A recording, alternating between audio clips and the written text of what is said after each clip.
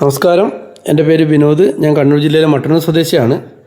കഴിഞ്ഞ ഒരു 5 വർഷത്തിൻ്റെ അടുത്തായിട്ട് ഞാൻ ടാറ്റ സഫാരി ഉപയോഗിക്കുന്നുണ്ട്. ഇപ്പോൾ 99,000 കിലോമീറ്റർ കഴിഞ്ഞു, 1,00,000 കിലോമീറ്ററിൻ്റെ അടുത്ത് എത്താറായി. എൻ്റെ ഒരു കസ്റ്റമർ റിവ്യൂ എന്നുള്ള രീതിയിലാണ് ഞാൻ ഇന്ന് ഈ ഒരു വീഡിയോ ചെയ്യുന്നത്. കാരണം ഞാൻ വളരെ ഹാപ്പി ആയിട്ടൊരു കസ്റ്റമറാണ് ടാറ്റ സഫാരീൻ്റെ ഇത്രയും നാളത്തെ ഒരു ഉപയോഗത്തിൻ്റെ ഭാഗമായിട്ട്. കാരണം എടുത്തു പറയേണ്ട കുറച്ച് കാര്യങ്ങളുണ്ട് അതിൽ. ഞാൻ ഈ ഒരു വണ്ടി വാങ്ങിയ സമയത്ത് ഒരുപാട് ആൾക്കാർ എന്നെ എന്താണ് നെഗറ്റീവ് പറഞ്ഞ് മാനസികമായിട്ട് തളർത്താൻ നോക്കിയിട്ടുണ്ടായിരുന്നു. ടാറ്റേൻ്റെ വണ്ടിയല്ലേ, വഴിക്കാവും, എത്ര നാൾ നിങ്ങൾ ഉപയോഗിക്കുന്നത് കാണാം എന്നുള്ള രീതിയിലും പറഞ്ഞ ആളുകളുണ്ട്.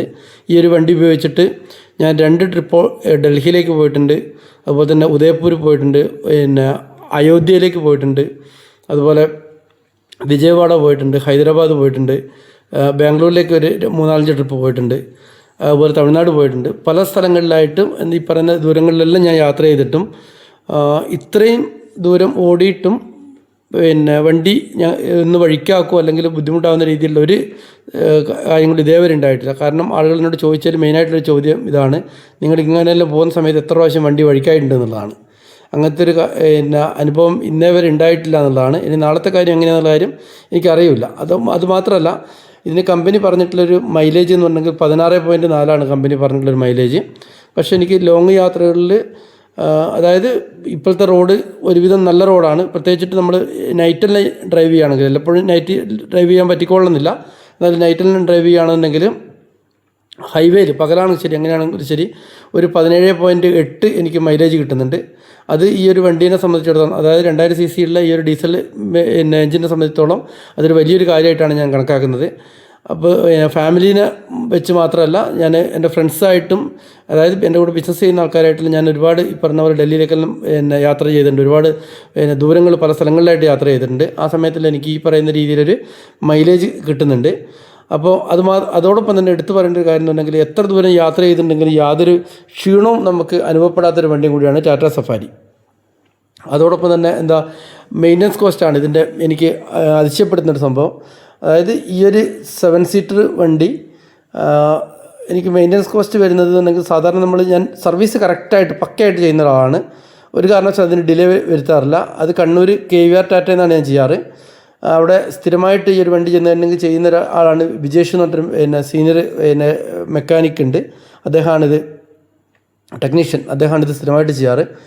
അപ്പോൾ ഇന്നേ വരെ അങ്ങനത്തെ എന്താ പറയുന്നത് ഒരു പിന്നെ സർവീസിന് ഡിലേ വരുമോ കാര്യങ്ങളോ ഒന്നും ചെയ്തിട്ടില്ല. ഓരോ 7500 കിലോമീറ്റർ കൂടുന്ന സമയത്ത് ഇതിൻ്റെ മൈനറായിട്ടൊരു ചെക്കപ്പും, അതോടൊപ്പം തന്നെ 15,000 കിലോമീറ്റർ കൂടുന്ന സമയത്താണ് ഇതിൻ്റെ മേജറായിട്ടുള്ള സർവീസും വരുന്നത്. അതിന് വരുന്നത് 7500 കിലോമീറ്ററിൻ്റെ തന്നെ വരുന്നത് 3000 രൂപ, 3500 രൂപ മുതൽ ഒരു 5000 രൂപ വരെ വരും. ഒരു പ്രാവശ്യം മാത്രമാണ് 5000 വന്നിട്ടുള്ളൂ.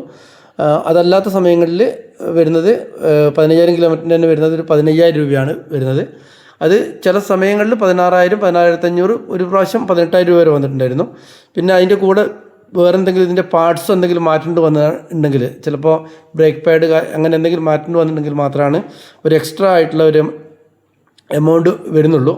എന്നിരുന്നാലും ഈ ഒരു സെഗ്മെൻറ്റിനെ വെച്ച് നോക്കുന്ന സമയത്ത് അങ്ങനെ ഒരു പാർട്സിൻ്റെ ഒരു വിലയൊന്നും അത്ര വലുതായിട്ട് കൂടുതലായിട്ട് എനിക്ക് തോന്നിയിട്ടില്ല. ആകെ വില വലിയ രീതിയിൽ വർദ്ധിച്ചിട്ടുള്ളത് കാണുന്നത് ഡെഫിൻ്റെ വിലയാണ്. ഡെഫ് ഇപ്പോഴത്തെ വണ്ടികൾക്ക് അറിയാലോ, കാരണം പുകമലിനീകരണത്തിൻ്റെ ഭാഗമായിട്ട് നമ്മളതിൻ്റെ ആഡ് ബ്ലൂ ഒഴിച്ചു കൊടുക്കണം, ഡെഫ്.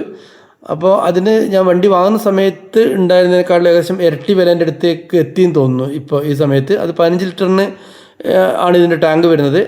എനിക്ക് തോന്നുന്നത് 15 ലിറ്ററിന് ഏകദേശം 1,200 രൂപയോ 1,300 രൂപ എങ്ങനെയാണെന്ന് തോന്നുന്നു. അത്രയും റേറ്റാണ് വരുന്നത്. പക്ഷേ അതുകൊണ്ട് നമുക്കൊരു 7,500 കിലോമീറ്റർ, 7,500 അല്ല, അതിൽ കൂടുതൽ ഓടും. 7,500 കിലോമീറ്റർ ഓടുന്ന സമയത്ത് നമ്മൾ വീണ്ടും 10 ലിറ്ററാണ് നമ്മൾ ഫില്ല് ചെയ്യുന്നത്. അപ്പോൾ ഓരോ 7,500 കിലോമീറ്റർ കൂടുന്ന സമയത്ത് 10 ലിറ്റർ ഫില്ല് ചെയ്യുന്ന സമയത്ത് ഉണ്ടാകുന്ന 940 അങ്ങനെയാണ്, കൃത്യമായിട്ട് എനിക്ക് ഓർമ്മയില്ല. ആ ഒരു ചിലവാണ് എക്സ്ട്രാ ആയിട്ട് കൂടുതലായിട്ട് എനിക്ക് വന്നിട്ടുള്ളത്. ബാക്കിയെല്ലാം നോർമലായിട്ടുള്ളതും നമുക്ക് പോക്കറ്റ് കാലിയാവാതിരിക്കാൻ പറ്റുന്നൊരു വാഹനം കൂടിയാണ് ടാറ്റ സഫാരി. അതുകൊണ്ട് തന്നെയാണ് ഞാൻ ധൈര്യമായിട്ട് ആളുകൾക്ക് റെക്കമെൻഡ് ചെയ്യുന്നത്. നമുക്ക് യാത്രാക്ഷീണമില്ലാത്ത, എത്ര ദൂരം കൂടിയാലും യാത്രാക്ഷീണമില്ലാത്ത, ഡ്രൈവിങ്ങിന് മടുപ്പില്ലാത്ത, അതുപോലെ തന്നെ വണ്ടിക്ക് നമ്മളെ ബഡ്ജറ്റിൽ ഒതുങ്ങുന്ന രീതിയിലുള്ള ഒരു വാഹനമാണ് ടാറ്റ സഫാരി. എന്തായാലും എനിക്കിത് വളരെ ദൈവം സഹായിച്ചിട്ട് ഇതേവരെ ഒരു ബുദ്ധിമുട്ടും വന്നിട്ടില്ല. ഇനി അങ്ങനെ തന്നെ ആവട്ടെ എന്ന് വിചാരിക്കുന്നു. ഓക്കെ, നമസ്കാരം.